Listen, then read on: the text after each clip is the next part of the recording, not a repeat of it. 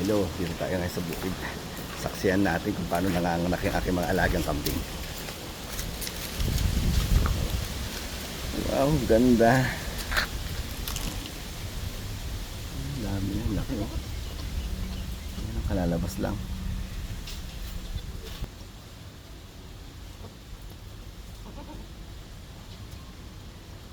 Meron pa isa, sayang.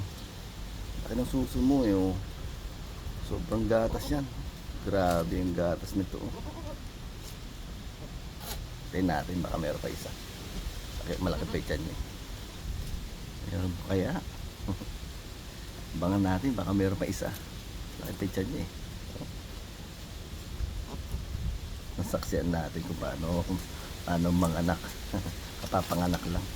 Yan, kailangan makasuso siya. Makasuso. Yan. Masustansya unang suso kasi. Yan, lahat makasuso yan. Yan, sige, sumuso ka. Makisuso ng nanay mo. Sige, sumuso ka. Yan. Sige, suso ka. Yan. Ano? Hindi. Pag-aralan mo. Pag-aralan mo. Yan. Yan, malapit na. Yan, natagpuan mo.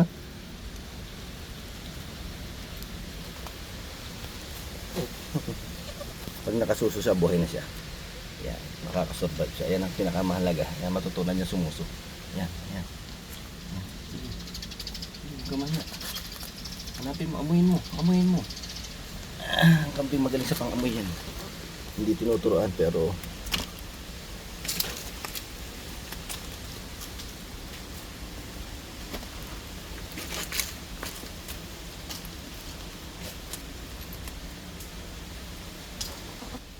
laki kasi suso ng nanay niya, mataas eh. Ayan. Tignan na. Pwede pa.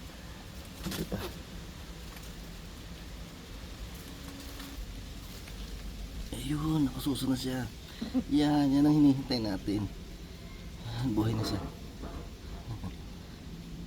Masustansya yan para sa kanya. Antibodies niya yan. Vitamins.